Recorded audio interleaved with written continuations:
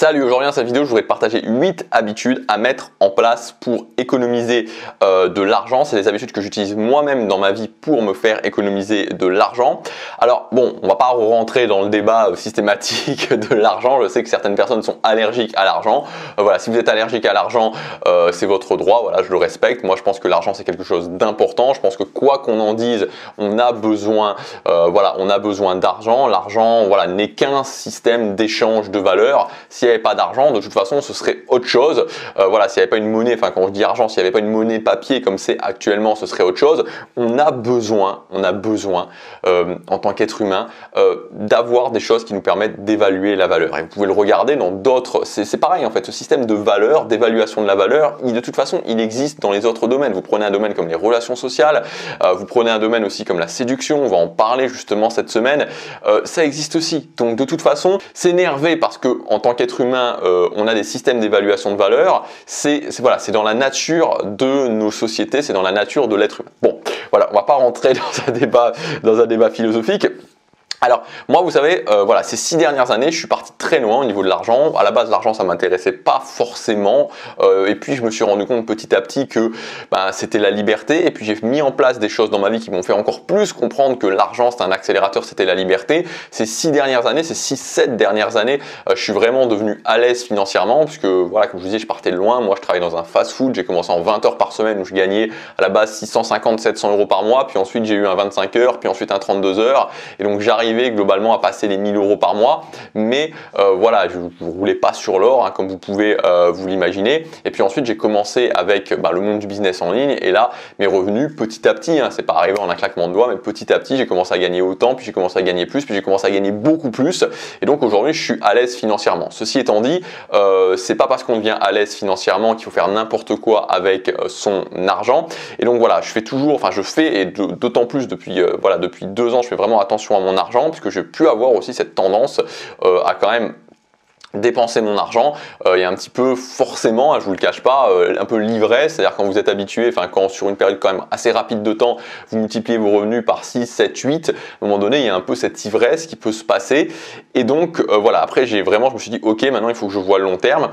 Bref, voilà, donc là je vais vous partager très clairement les habitudes que j'ai au niveau de l'argent. Juste avant de démarrer, pour selon moi, voilà, une sorte de règle en 3 parties pour bien comprendre l'argent et pour pas penser que l'argent c'est quelque chose de mystique et que devenir à l'aise financièrement, devenir riche c'est quelque chose de mystique. Tu as vraiment 3 points qu'il faut avoir, les règles de l'argent, on pourrait dire tout ce qui concerne le fait d'économiser, de maintenir son niveau de vie à tous les niveaux. C'est la première chose. Ensuite, la deuxième chose, c'est par rapport aux économies que tu peux faire, les investir, utiliser les effets de levier qu'il y a dans notre société pour investir. Ça peut être par exemple l'immobilier, ça peut être par exemple la bourse, parce que c'est des choses où tu vas pas devenir riche sur le court terme, mais sur le moyen, sur le long terme, ça va te permettre de créer de l'argent sans rien faire, en fait, littéralement sans rien faire. Donc le prix à payer, entre guillemets, d'avoir cet effet-là, c'est de le faire régulièrement, que ça donne peu de résultats au départ, mais ensuite tu vas créer cette boule de neige. Et enfin, le troisième point, la troisième règle, c'est d'augmenter tes revenus pour pouvoir d'autant plus alimenter ces effets de levier et devenir réellement riche, en tout cas compresser aussi le temps, parce que c'est évident que si tu peux investir 2000 euros par mois, tu deviendras plus rapidement riche, ou en tout cas à l'aise financièrement, que si tu peux investir 50 euros par mois. Il n'y a pas besoin d'avoir fait une très grande école pour comprendre ça. Donc voilà. Et la deuxième chose aussi, c'est que je t'ai préparé. Alors normalement ça devrait être prêt. Voilà, normalement ça devrait être prêt. Si jamais c'est pas prêt, je suis désolé, mais normalement ça devrait être prêt. Tu as un calculateur de patrimoine, on va y revenir pendant la vidéo, mais tu as un calculateur de patrimoine que je me suis fait pour moi et que tu peux utiliser, que tu peux télécharger gratuitement dans le premier lien dans la description. Alors, les habitudes, on va voir ces habitudes. Donc la première habitude que je vous invite à faire, donc là on est vraiment sur le domaine uniquement économiser. La première habitude à mettre en place, c'est de ne pas avoir de cash. Moi je vous invite à ne pas avoir de cash sur vous aujourd'hui. Alors moi je vis en Corée, alors je ne sais pas comment ça se passe maintenant en France. Je sais que moi j'ai vécu en France, j'ai vécu en Belgique. Et je sais que par exemple il y avait une grosse différence entre la France et la Belgique, où en Belgique les gens utilisaient beaucoup le cash. En Belgique on utilise encore beaucoup le cash. Enfin, en tout cas moi quand j'y vivais, beaucoup plus qu'en France. Donc je sais pas, ça dépend évidemment de là où vous vivez. Je sais qu'en Corée, voilà, on n'utilise quasiment pas du tout le cash. Vous pouvez payer tout ce que vous voulez. C'est assez impressionnant. Je veux dire, c'est assez impressionnant, quoi. C'était ce week-end, j'étais avec ma copine et on était, je veux dire, pour vous dire, on va dans une petite, enfin dans un tout petit commerce, enfin qui est vraiment qui est carrément sur le trottoir en fait, et on va acheter, alors c'est des sortes de pancakes sucrés. Donc en coréen c'est otto. Voilà, je crois que je le prononce plus ou moins bien. Il y a différentes sortes. Et donc en fait, on prend ça. Donc vous voyez, c'est des personnes âgées vraiment qui font ça, vraiment artisanalement. Et en gros, elle les a payés. Elle a pris son téléphone. Elle les paye avec une application. Je ne sais plus quelle application bancaire. Je crois que c'est KakaoBank ou je ne sais plus quelle application bancaire. Elle les paye directement depuis le téléphone. Donc tout ça pour vous dire que dans un pays comme la Corée, il n'y a pas du tout besoin d'avoir du cash. Ce qui est important de noter, c'est que quand vous avez du cash, le cash a tendance à disparaître. Parce que si vous avez un billet de 20 € dans votre poche, il suffit simplement, donc 20 €, on peut se dire c'est pas grand chose, mais accumuler ça peut quand même faire des sommes importantes à la fin de l'année. Et donc si vous avez un billet de 20 € dans votre poche, il suffit simplement de dépenser un truc, mais vous n'avez plus qu'un billet de 10 avec quelques pièces, puis vous cassez le billet de 10 et au final vous n'avez plus que quelques pièces et en fait vous n'avez plus rien parce que vous allez les passer. Et donc si vous faites cette démarche 4 fois par mois, ça va vous faire tout simplement, 3 ou 4 fois par mois, ça va vous faire peut-être 80 € au total que vous dépensez par mois juste parce que vous avez du cash. Et donc 80 € par mois, ça te fait globalement 1000 € à la fin de l'année, 1000 € qui serait bien mieux sur ton assurance vie ou sur ton investissement en bourse. Ensuite, la deuxième chose pour économiser de l'argent, c'est de noter ce que vous dépensez. Voilà, vous devez vraiment noter ce que vous dépensez, avoir un fichier, vous notez ce que vous dépensez, vous taguez un petit peu pour voir où est-ce que ça part, pour pouvoir être clair sur ce que vous dépensez, parce que si vous ne savez pas ce que vous dépensez, si vous ne savez pas où ça part, c'est impossible de bien gérer votre argent.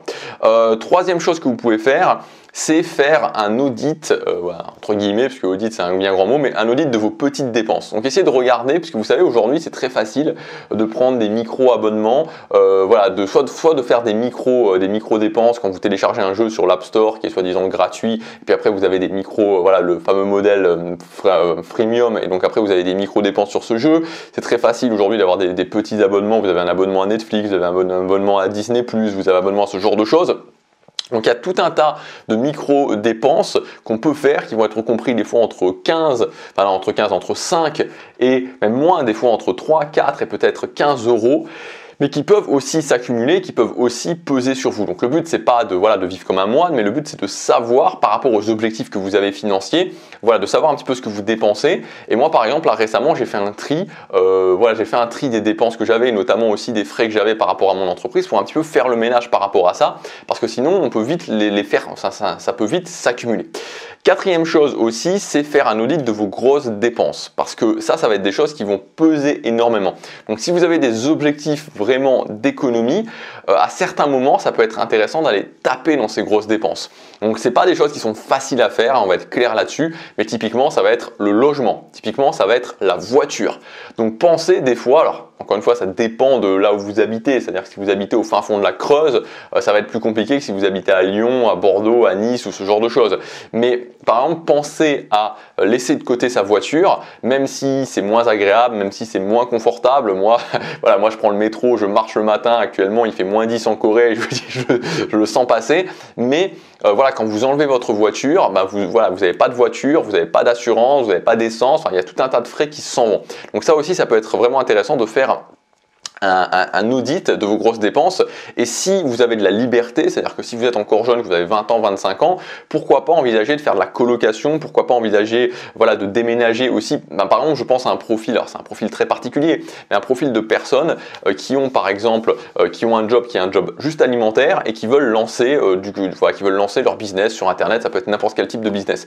Pourquoi, vu que justement vous avez ce type de profil là et que vous êtes super libre, si vous n'avez pas d'enfant, vous n'êtes pas en relation de couple, pourquoi ne pas déménager dans un endroit où vous pouvez tout à fait trouver un job alimentaire, peut-être plus facilement, mais en même temps où il y aura un coût de vie moins élevé. Parce que le coût de la vie, encore une fois, si vous vivez sur Paris, ça va pas être le même que si vous vivez, je sais pas moi, je connais pas les coûts de vie en France, mais peut-être à Brest ou peut-être, je sais pas moi, peut-être à Angers. Le coût de vie va pas être le même. Et donc ça, forcément, ça pèse aussi sur vos dépenses.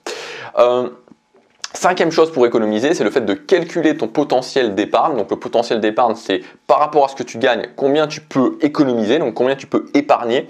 Et ensuite, répartir ce potentiel d'épargne entre tes différentes allocations, donc ton épargne de première nécessité, ton épargne de projet, ton épargne d'investissement. Voilà, bon, ça tu peux gérer un petit peu comme toi tu le souhaites. Et ensuite, vraiment te payer en premier. C'est-à-dire que tu sais chaque mois que ton potentiel d'épargne, c'est par exemple, je sais pas moi, 400 €, que ces 400 €, il y a par exemple 50% qui vont là, il y a 25% qui vont là, il y a 25% qui vont là, par exemple. Et donc, quand ton salaire arrive, boum, ils partent directement, tu te payes en premier. Sixième point pour économiser, c'est hormis l'épargne de nécessité, évitez de mettre votre argent sur des comptes courants où il y a une trop grande liquidité. C'est-à-dire que là où vous pouvez vraiment trop facilement reprendre votre argent. C'est pour ça que c'est beaucoup plus intéressant, même si c'est une assurance vie qui va par exemple être une assurance vie en fonds euros sécuritaire, de placer les choses dont vous n'avez pas besoin, alors en faisant bien attention à votre contrat d'assurance vie, que vous puissiez, voilà, comment récupérer l'argent et que ce ne soit pas de l'argent qui soit accessible dans 10 ans. Enfin voilà, de toute façon normalement les assurances vie, voilà, c'est quand même assez surveillé. Donc je sais plus exactement, je crois que c'est 30 jours, enfin je crois qu'il y a 30 jours pour le racheter, enfin bon bref, c'est pas le sujet. Voilà, de faire attention à votre contrat d'assurance vie, mais de placer cet argent, parce que même si vous placez de l'argent sur 3, 4, 5 ans, même si ça vous fait qu'il y aura des impôts à payer dessus, voilà, ça peut être intéressant. Et surtout, ce qui est très intéressant, c'est que ce ne soit pas de l'argent trop liquide, que ce ne soit pas de l'argent que vous pouvez accéder super facilement. Parce que tout ce qui concerne les livrets, tout ce qui concerne les comptes, c'est beaucoup plus facile d'y accéder.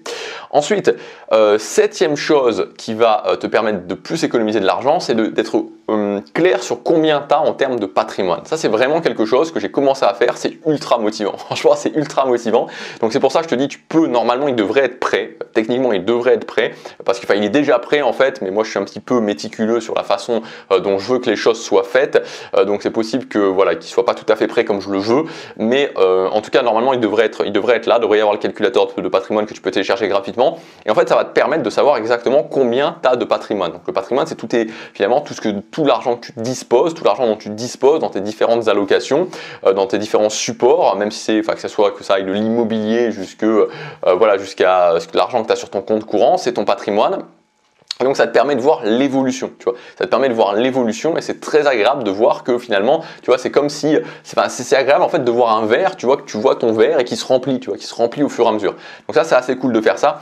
Et ensuite, le huitième point pour économiser plus facilement, c'est d'avoir un but inspirant.